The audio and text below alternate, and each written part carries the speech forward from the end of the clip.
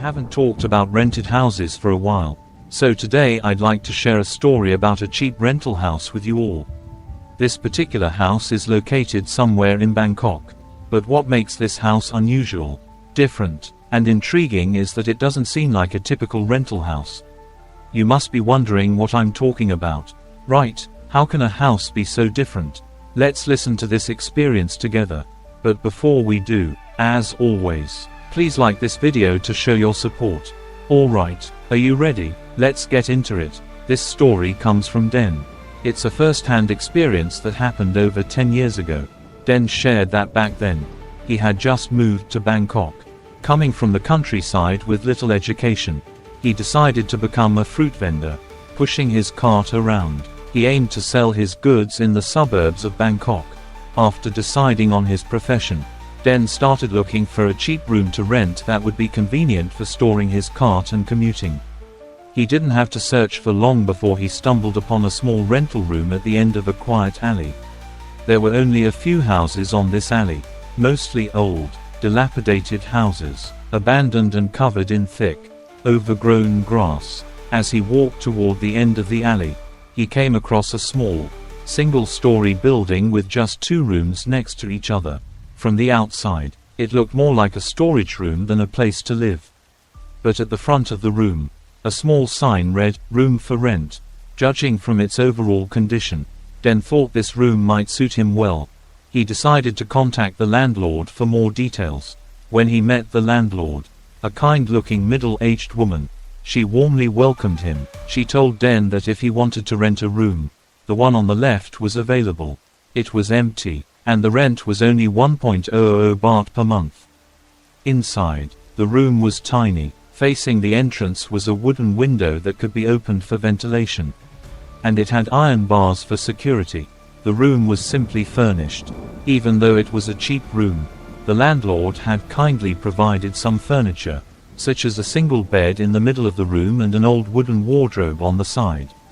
Covered in scratches, walking towards the end of the hallway, there was a door leading to the back of the house, where the kitchen and bathroom were located, separate from the main living space. Den admitted that the condition of the room wasn't great.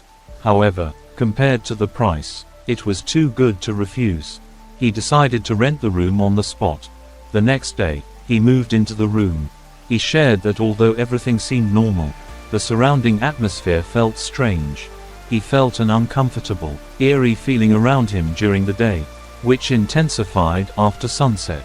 The silence, the location at the end of the alley, and the surrounding area being mostly forest with no houses nearby made him feel like he was all alone in a remote area. However, he didn't want to overthink it. He tried to go to bed and act as normal as possible. But the strange feeling kept him awake. He looked at the clock. It was almost 1 a.m. As he was trying to fall asleep, he heard footsteps approaching his room, walking towards the room next door. Startled and curious, Den got out of bed and opened the door to see what was going on. When he opened the door, what he saw relieved him greatly. Standing in front of the room next door was a young man dressed in factory attire. He had a friendly demeanor and was smiling as he tried to open his door. Seeing this, Den was overjoyed. He thought that at least he had a neighbor. He wasn't alone. Den smiled and greeted the man. The man introduced himself and said that he had just returned from work. He worked at a factory not far from there. His shift was in the afternoon, and he had just finished work. Den listened and introduced himself in return, telling the man that he had just moved into this rented room that day. He sold fruits and would be starting his day early tomorrow. The two chatted for a bit. Then Den went back into his room and closed the door. He couldn't help but think that this neighbor would probably be another neighbor he wouldn't see often because their schedules were quite different. Den had to go to work early in the morning and wouldn't come back until the evening, while his neighbor left in the afternoon and wouldn't return until late at night. But even so, it was okay. At least he felt reassured knowing he had a neighbor. The first night passed without incident. Den shared that life in this rented room was seemingly normal. He went out to sell fruits early in the morning and returned to his room in the evening. The selling went well. He was able to adapt to Bangkok and his new rented room quite easily. Every night, he still heard the footsteps of his neighbor returning around 1 a.m. almost every night. After the first day, the two had a chance to greet each other a couple of times. The young man seemed like a nice person. Nothing scary or worrisome about him. Everything seemed to be going well until one night. Something happened that made Den unable to stay in this rented room any longer. Den shared that it was a normal night like any other. As he was lying in bed about to fall asleep, he suddenly heard the footsteps of his neighbor approaching from afar. Den didn't think much of it. He just turned over and tried to go back to sleep. But as he was listening to the sound, Den noticed that the footsteps sounded strange. The pace was unusual, heavier and slower than usual, like someone walking slowly with exhaustion. He didn't think much of it at that moment, thinking that maybe his neighbor was just tired from work. Den tried to go back to sleep. However, it turned out that even though his neighbor had reached his door, he seemed to be doing something and wouldn't open the door and go inside. Because the two rented rooms were close together, Den, who initially didn't think much of it, started to get annoyed by the prolonged rustling sound. He decided to get out of bed and open the door to see what was going on. When he opened the door, what he saw made him jump in terror. In front of the room next door, Den saw the same man, his neighbor whom he had talked to many times before. But now, the man was hanging from the iron bars of the window, his body dangling from a rope, his face pale as if lifeless. Upon seeing this, Den instinctively rushed towards the man, intending to catch him in case he could still save his life. But as he was running towards him, the man's eyes suddenly opened and stared at Den with a horrifying intensity.